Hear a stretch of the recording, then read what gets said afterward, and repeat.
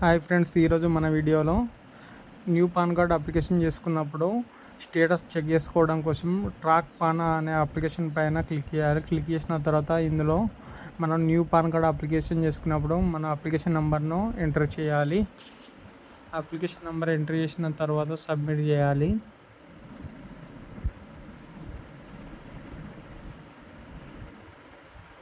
ఇక్కడ చూడండి, మనకు application number your application project successful PAN alterated card and printing your e PAN card మన mail ఐడికి registered mail ఐడికి రావడం జరిగింది. దానికోసం ముందుగా ఇప్పుడు మళ్ళీ మనం మెయిల్ ఐడి అయితే ఓపెన్ చేసుకోవాలి.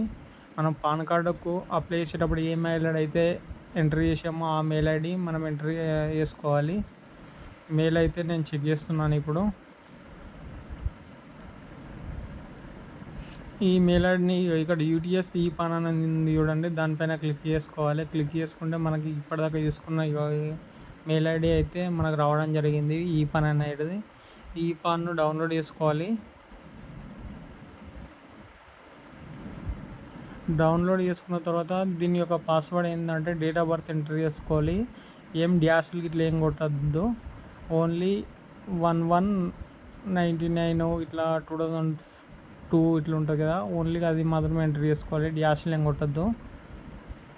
ఇలా మనకు రావడం జరిగింది. ఇక్కడ క్వశ్చన్ మార్క్ ఉంది చూడండి, ఆ క్వశ్చన్ మార్క్ అనేది రైట్ సింబల్ వచ్చేటట్టు చూసుకోండి. మనకు ఇప్పుడు చూడండి రైట్ సింబల్ వచ్చింది. ఇది ఈ పాన్ అంటారు. ఇది మనకు అప్లై చేసుకున్న తర్వాత 4-5 డేస్ టైం రావడం జరుగుతుంది. 4-5 డేస్లో మనకు మెయిల్ ఐడికి రావడం జరుగుతుంది.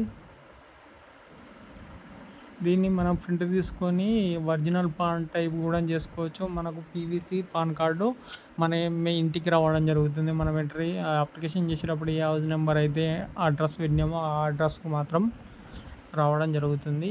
ఈ పాన్ తోటి మనం బ్యాంక్ అకౌంట్ కానీ దేనికి కానీ వాడుకోవచ్చు. Okay, thank you friends. ఒక లైక్ చేయండి, షేర్ చేయండి, ప్లీజ్ సబ్స్క్రైబ్ చేయండి.